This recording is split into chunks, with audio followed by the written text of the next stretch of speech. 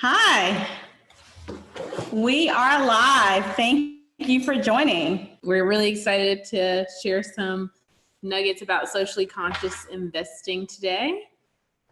For those of you who don't know, I am Kim Williams, one of the team members here with Brown Investors. And I am Ariana Brown, the founder and CEO of Brown Investors. So anything you hear today should not be taken as investment advice. Instead, we are here to explore socially conscious investing and challenge your thinking as you continue with your investing practice. Awesome. So I'm really excited about the webinar today, Ariana. Yeah, and we're going to just jump right into the content.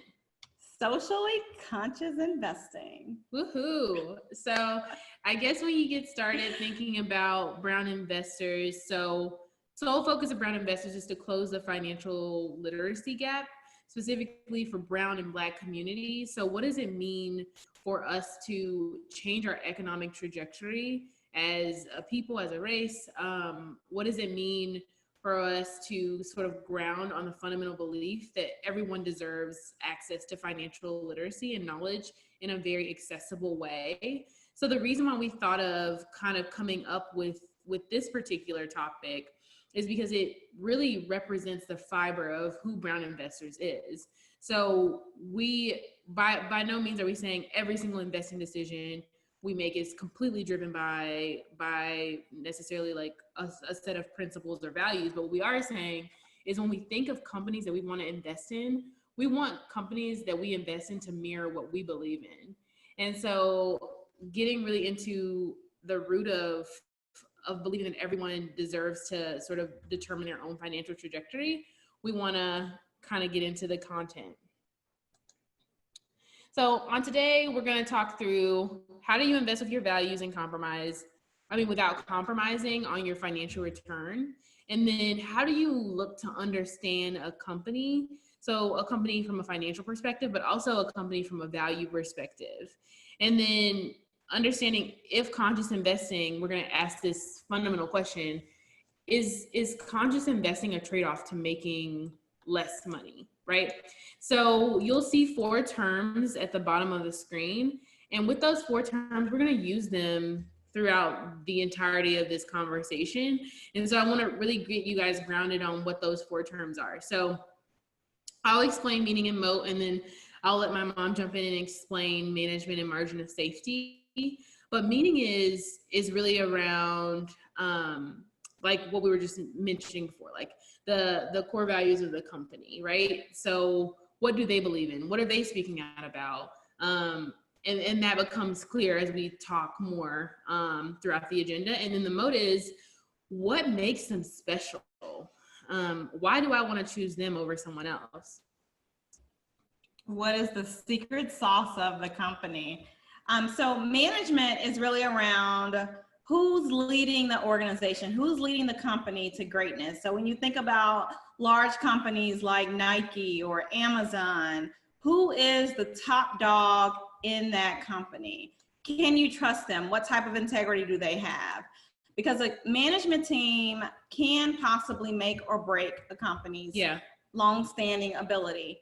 Margin of safety is really this fancy term for being what we consider on sale, meaning is the company at a discounted rate? Is it on sale? It's like buying some shoes or a nice handbag where you know the true value of the company and you have seen that it is actually at margin of safety and it's on sale. And so these are core principles that Brown Investors follow as we consider investing. What's interesting about this conversation today is that we've been able to tie in these 4 principles and also be conscious while investing. Yeah, so you guys, like we said, we're prefacing this conversation with those 4 terms. So then when you hear them throughout, you'll begin to understand how you apply that to your own investing principles, strategies, methodology, etc. And so when we think about why socially conscious investing becomes more of a conversation, so let's just get grounded on the fact that a lot has happened in 2020. You think? A lot. So we started with rough in the beginning of 2020 with some very questionable external affairs decisions. And then we get into COVID-19, where we're seeing the first case.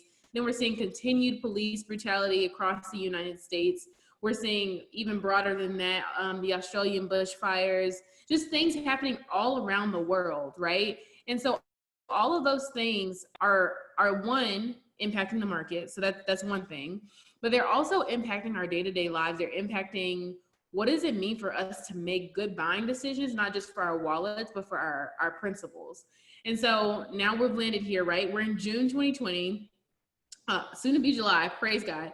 And we're thinking through what does it look like for the market to continue to respond to financial protests, to global outcry for social justice, to the continuation of a global pandemic? And what does it look like for us to change our buying decisions in response to the companies that we are shareholders and owners in, which we'll bring up later as well. Yeah, and just to weave that through a little bit more, as Ariana mentions financial protests and what that means for your dollars, for anyone as an example who's an investor in Facebook, if you're following the news, you know that there are a lot of big companies pulling their marketing dollars away. Yeah. So you have Coca-Cola, which is one of their largest customers, pulling away their marketing spend. Unilever produces soap and all of the kind of like body products. They've also pulled away from their marketing spend. So as an investor, you have to challenge your thinking and understand, if a company's pulling away from marketing expenses with Facebook, what would that do to that company's revenue? Right. Typically, if revenue goes up, then the share price will also go up, because investors see that this company has increased revenue, which means that they are also increasing in profitability. So yeah, and likely growing. Right? Exactly. Exactly. And so then when I just sort of to echo what she was saying, it becomes a question of, okay, how is their financial performance changing?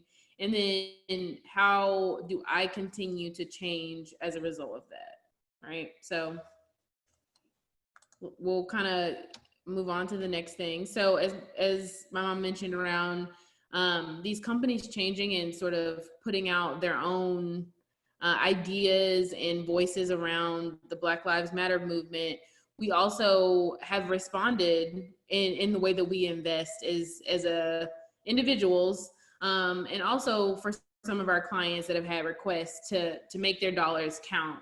And when she mentions clients, she's referring to our investing portfolio management side, which we are a small private investing family startup. So most of our portfolios are family. But for today's purpose, we really do want to speak to the fact that you have the ability to allocate your money based on your values. Right. And so let's see what some of our favorite companies are saying about Black Lives Matter and how they are changing their decisions and their partnerships, and deciding to make strong, very firm stances on what they believe in and what they stand for. So one of the first pictures you see here is Amazon CEO Jeff Bezos, and he's really getting front and center on how he stands with Black lives. Abbott Labs, which I am actually long on, and Ariana, if she wants to elaborate on what long means. So long means that it's one of our favorites, right? It means that we're staying in that stock for a longer period of time. We tend to hold it for longer rather than just selling it off, because we believe in the company. We believe across those 4 terms that we mentioned in the beginning about the meaning, the moat, the margin of safety, and the management. So Abbott is one of our favorites. And when we think about Abbott getting front and center, they actually dropped one of their major partnerships with the lobbyists that misaligned with their values. So when we think Black Lives Matter, we also think anti-racism and standing in solidarity. And that's what these companies are doing. When you look towards the bottom, you see a banner with Peloton, which is Ride and Breathe United, and 2 special classes supporting the Black community. I'm also long on Peloton as a spinner or Cyclist. someone who works out or I attempt to work out. Don't we all? I definitely believe in the company's mission. And when you look to the right, you have the Jordan brand, which is really around Nike and their partnerships. And one of the last ones highlighted here is Shopify, which it's a platform which Ariana actually invested in when they first IPO'd. And what is IPO? Yeah, so an IPO is basically when a company becomes a public offering. So their status changes from private to public, meaning you can become an owner in it by purchasing shares, and it's available to everyone, right? And just to bring it all the way back to being able to invest with your dollars and not have to trade off the profit, Shopify, when they IPO'd a few years ago, it was less than $50.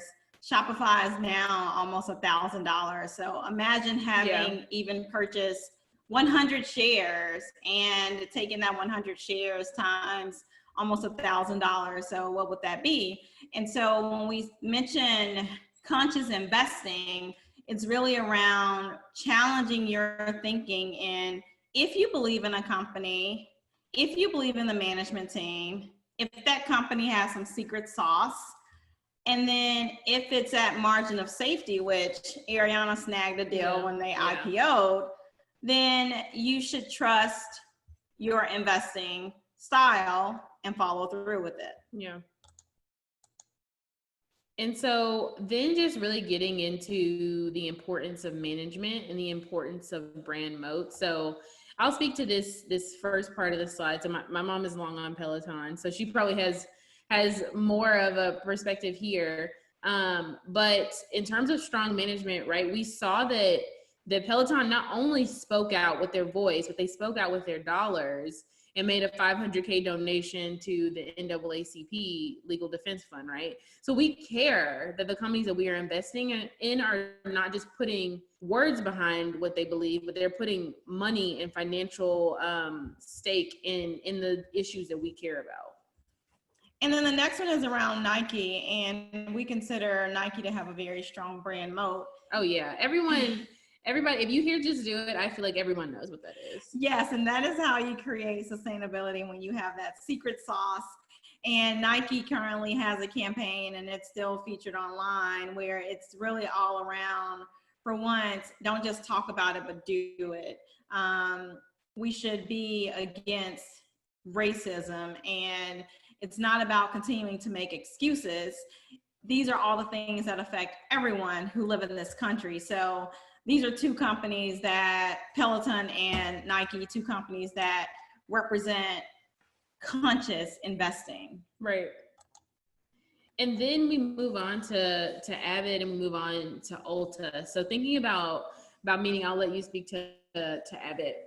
So backstory here with Abbott is that Abbott produces products for babies all the way to older individuals. They sell products both in stores at retail, and also they sell products in the hospital setting. And so I personally have a lot of familiarity with Abbott, because these products have been used in the hospital for some family members, and their products have actually saved some of my family members' lives, including my grandmother, who was on a feeding tube for the last several years of her life. So this company in particular has meaning, but the beautiful thing about this company is that it is also highly profitable, in that if you follow us on our social platforms, you'll know that had you been around 20, 25 years ago, which most of us were like kids or whatever, but investing just $200 and buying a few shares of Abbott 20 to 25 years ago, because the company pays dividends. Right. And when you think about compounding interest, which is one of Albert Einstein's kind of secret magical math formulas, you would have over $7 million today. So the reality is that you can buy a wonderful company and do nothing. Yeah.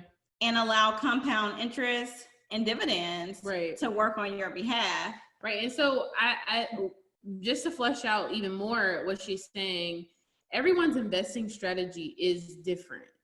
But what we are fundamentally landing on is, if you've evaluated, you need to do an evaluation of a company. And once you've evaluated them against these 4 markers, you can decide how slow or how fast you want or need to grow.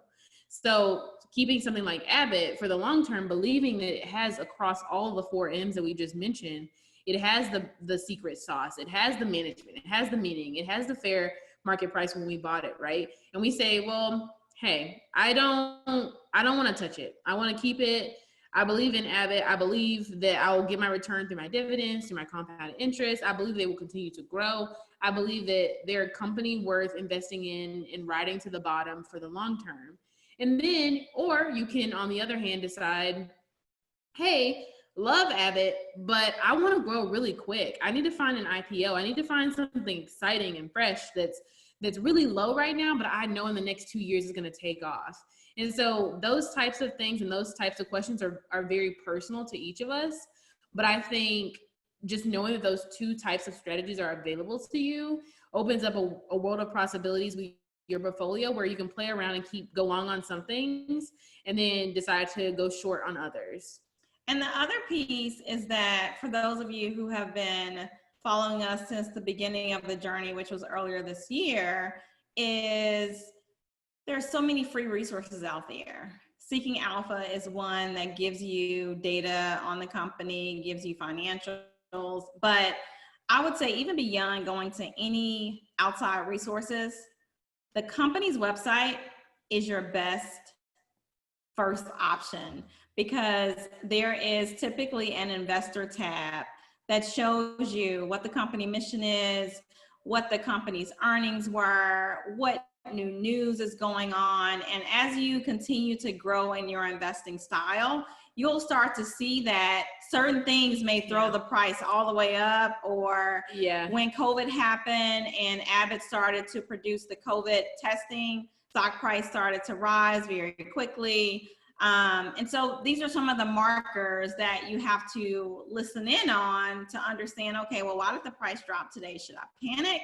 Right. Or should I be calm and steady, knowing that this is just a temporary event? And speaking of temporary events, leads us into what we consider a pretty incredible company, Ulta.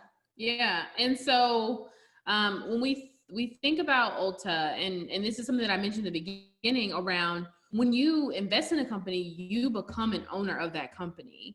And so this makes the conversation even more important and even more relevant, because you are officially deciding to vote with your dollars the moment you purchase one share or even a fractional share of a company. You have decided that your dollars are going to help this company thrive, right? You're investing in them and they're in turn investing in you, right? So speaking towards Ulta and thinking about why they are, okay, so Ulta's, I'm biased. Ulta is one of my favorite. I love makeup. I love the store. I love walking in the store. And then we'll talk really quickly in a second around the fact that I love walking in the store and why that became more important around COVID. But I'll let you talk to this one. All right. So as we think about kind of those 4 markers we mentioned earlier, with meaning, moat, management, and margin of safety, a few things we want to bring to your attention is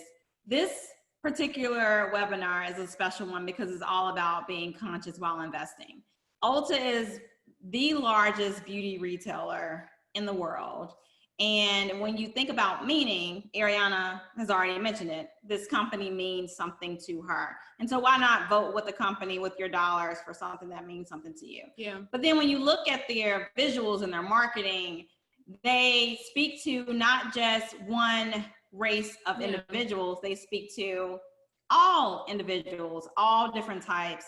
And what's interesting is that when the height of everything started to happen with not just, sometimes I tend to talk a little much, and so Aaron's let me jump in here. No. But with George Floyd, Ulta was front and center. And if you look to the left, there's a section that says, "We see you, We hear you. We support you.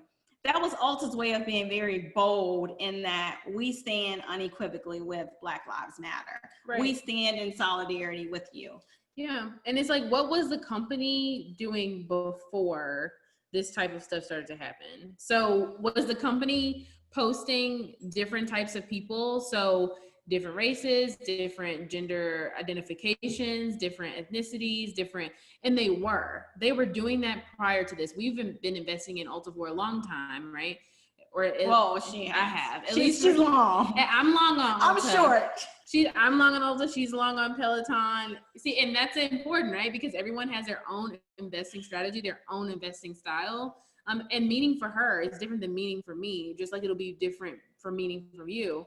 And so thinking about them unequivocally saying that Black is beautiful and that everyone sort of deserves their own space in the beauty world, in the beauty industry, that is actually very revolutionary for this particular industry. All right, so let's get to making money while socially conscious investing. And so we want to tell you a quick story about a case study for Ulta. And it really was around Ulta actually getting a new CEO a few years ago, Mary Dillon, who you see featured here in this bottom right quadrant. And Mary Dillon did not have a background in the beauty industry, but she most certainly had the skill set to lead this company to where it continues to be today. And so one of the things that we look for as we think about companies is the management team invested in the company? Yeah. When Mary Dillon joined and became the CEO, she actually started to buy back shares of the companies. Yeah, and it was after. And what are buybacks? Yeah, so when we think about what does it mean to look for buybacks, that means that the company or the leaders in the company are deciding that they are going to actually purchase shares of that company. So it's like with their own money, they're going to buy back shares of a company because they believe in it with their own wallet. They're voting with their dollars, just like we have the ability to vote with ours. And so the story that my mom was starting to tell about Mary Dillon deciding to purchase shares of Ulta stock, I think it was back in 2013 or 2014. She purchased almost $1 million in Ulta stocks, even when the share price was actually going down. So she believed in the company when other people didn't, because she had perspective and belief that the company kind of crossed across all of these 4 M's and made a good invested decision for her. Yeah, so the case study that we wanted to walk you through quickly is there was an investor that another value investor that we follow through Seeking Alpha. And essentially, because she loves Ulta, she noticed that the company's price actually dipped when Mary Dillon joined, and it was back in 2014. So if you can see this arrow here, you'll see that the pricing dropped about 50%. And this particular value investor, she invests based on what she knows. So she was already a shopper within Ulta stores. Mm-hmm. She studied the management team. And so she saw that Mary Dillon actually purchased $1 million worth of shares. And then when you look at margin of safety, this particular share price was 50% below what it had been at 52-week or annual trends. And then what made the company unique was really around their rewards program. And so some people may say, well, no big deal. Everyone has a loyalty program. Well, not exactly. Ulta was front and center when it came to the loyalty program. And because this particular investor was excited about getting like a birthday rewards and points, becoming platinum, she made what was considered an ultimate trade where no pun intended. No pun intended. She literally made more than triple her return after investing. And so if you look at kind of her investing style, in that she saw an opportunity and she went after it and she cashed in her profit within a 6-month period, that's pretty incredible. Right. But for those who are long, such as an Ariana, if you look at the 10-year price trend of Ulta, you'll see that over the past 10 years, Ulta has been up over 662%. Yeah. So it goes to show you that it really does depend on what your preference is, what your level of patience is. And it really does go back to, what does that company mean for you? Like, some people are very committed to companies and it means a lot to them. And so in terms of the 4 kind of principles that we invest with, plus being consciously invested, Ulta is one of those socially conscious companies that checks every single box for us. Yeah. Awesome. And so then if you guys were in the last webinar, you would have seen the same slide around buying and holding and selling. However, we're bringing this up now because buying and selling decisions change based on your principles. So our point here is that your principles might change throughout the years, right? Sustainability might become more important to you. The environment and things like that might become more important to you. You might have kids and all of a sudden you care about clean beauty, things like that. Those might change for you. Your principles will change and vary over time, right? But the methodology behind how you make your investing decisions, the things that we're talking through, and meaning the Moat, those types of things, buying your shares at a fair market price, those are things that are going to remain the same. So we want to not only equip you to make smart financial decisions when you're deciding to buy or sell a stock, we want to equip you to do so in a way that is reflective of your changing principles over time. Yeah, one thing I would add to that is, even beyond conscious investment, we are in a period of the country where you also have to put on your thinking cap with COVID. Yeah. So one of the things that was really impressive with Ulta is that even in the midst of every single door being closed in their stores, and listening to their last earnings call, Ulta missed their earnings by 30%. Right. And I will, full transparency, Ulta missed their earnings. I'm looking at my phone, she's looking at her phone, and we are like, what just happened? And of course I'm like, what just happened? Because this is my stock. But this is how I feel. I'm an owner of that company. This feels like my stock. This is a personal thing for me. So I'm looking at them missing their earnings and I'm like, what happened? Did I miss something with the financial performance? And then we had a light bulb moment.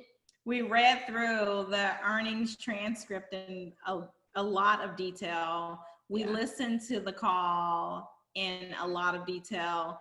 And instead of freaking out about a 30% miss, we actually realized that even with every single door closed, so every single brick and mortar store closed, Ulta actually was able to offset 70% of their earnings through their digital e-commerce channel. And you have to remember what I said at the beginning. I said, I love walking in Ulta.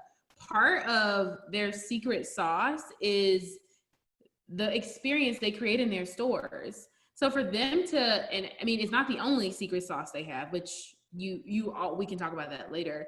But the fact that they were missing part of their secret sauce and they still only missed by 30%, mind blown. Yeah, and I think as investors, it's important to recognize that there will be events and temporary events. And as we look across the management team, Mary Dillon is still there. We look at the meaning, the company still means something. We look at the Moat, that secret sauce is definitely still there. If you can maintain 70% of your earnings across your entire kind of ecosystem and everything's being purchased online. Imagine what will happen when the entire country completely reopens because COVID is no longer an issue. That's when you look very hard at margin of safety and knowing that, hey, I've been following Ulta for the past year, and last summer this stock was actually priced at $363. Yeah, and that's where wealth is made. So it is finding those, and I know someone who bought like Bank of America during the 2008 recession. It was like $5. Now their portfolio is way different now. Or I know someone who caught Netflix at the beginning of Netflix, and now Netflix is way far away from the beginning. So the point is to say, right, we saw that trend graph. You absolutely can go long on stocks. You absolutely can make a return that way. And I think as we continue in this recession, something important to think about is companies are going to be down, right? I'm not saying that you have to take a loss, but what I am saying is companies are going to be down outside of their norm. Maybe you're used to seeing a company at $400 and now it's at $200. I think now is the time to be thinking through and making those decisions. And I said this before, like what companies am I going to ride to the bottom with? And what companies do I believe are going to rise back to the top and supersede my expectations in terms of getting back to where they were? And I want to speak a little bit about terminology for a second, because I don't want the term recession to be used loosely. And as investors, it's important to understand what this term means from an investing standpoint, which is a recession as defined by Wall Street. We typically call Wall Street Mr. Market. A lot of people try to beat Mr. Market, but oftentimes, unless you are deep in the research, you will likely not beat Mr. Market. A recession is defined by 2 consecutive quarters of slowed consumer spending, meaning let's just say you have been invested in Ulta for the past 6 months. And last quarter, Ulta missed their earnings because consumers were spending less. During the next earnings call, what you're going to listen in for is if Ulta actually increased their spending. And if they didn't, that means the stock price may actually drop even lower, because you are now technically in a period where investors around the world are losing their confidence in how much more money consumers will spend. And so recession in total, when you look at the S&P 500, which I don't know if you want to explain kind of index funds, Ariana. Oh no, we don't want to get into that on this call. We should have a call specifically for going through the glossary of terms. Yeah, and so anyone who wants to become more familiar with just investing terms, you can go to Investopedia. A lot of their terminology is free because it takes a while to get an understanding of all the terms. But I did want to call out the recession piece, because if you start to see that there are some companies that are slower, maybe you're not in the right company to make you the money at the rate as fast as you want to, because the tech industry, depending on what you're invested in, could be going really quickly. But again, following those core principles with meaning, management, margin of safety, if you want to do conscious investing, you don't have to make those trade-offs. And I wonder if we have that slide around the like historical milestones in the industries. So basically, we do. So I'm referencing not in this one. I'm referencing when she was talking, she made me think of something. I'm referencing this slide that we have. So there's generally an economic downturn every 8 to 10 years. If we want to be politically correct, let's say economic challenge. Let's not upset anyone. So there's generally an economic challenge every 8 to 10 years caused by different things. I think most of us are most familiar with what happened in 2008. But however, we've seen that continues to happen every 8 to 10 years. However, the important takeaway from that slide is more around the fact that within any given period, any recession, there are still industries that are doing well. Mm-hmm. So there's industries that, like my mom said, there's slowed consumer spending, but there's also industries that are picking up. And Abbott was one of those companies that continued to soar during that period. Industries that are capitalizing on the new trends resulting from the recession, because each recession we learn something different. Shopify, Amazon were all born. Right. And so during this particular recession, I mean, things that I personally will be thinking about will be virtual educational services. It will be gaining efficiencies in shipping, gaining efficiencies in the supply chain.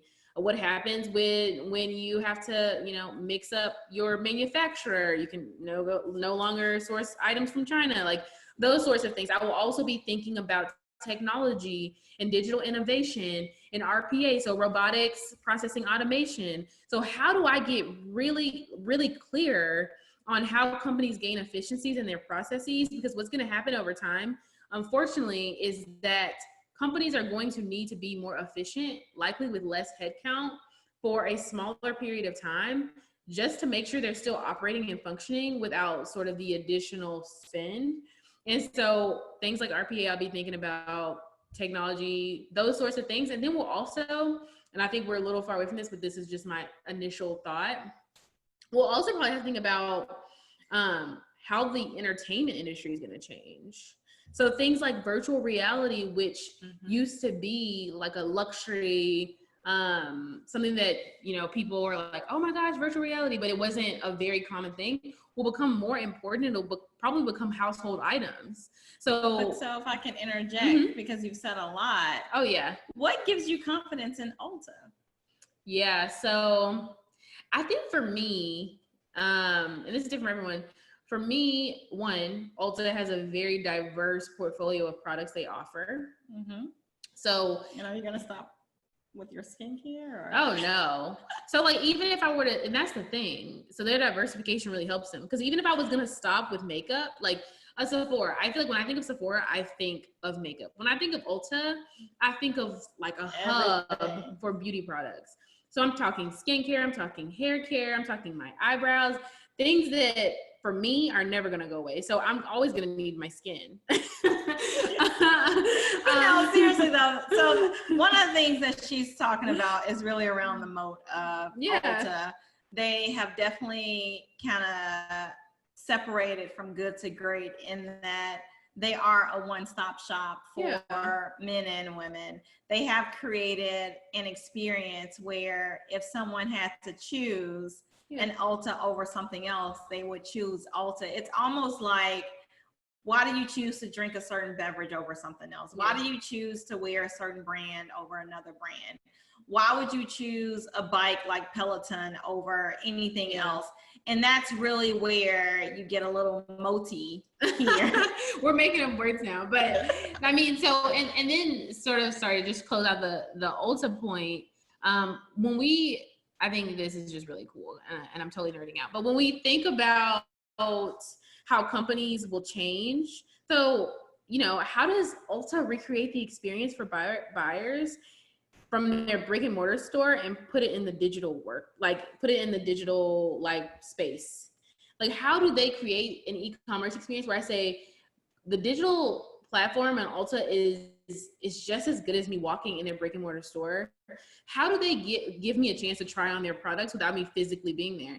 So those are the types of things that I'm going to be looking to see Ulta answer for me over the next 6 months to a year, to see how agile are they, so rapidly changing are they, to make adjustments in their execution style based on the changing trends. So if you're seeing companies you're investing in and they're deciding not to change at all, that may be a red flag.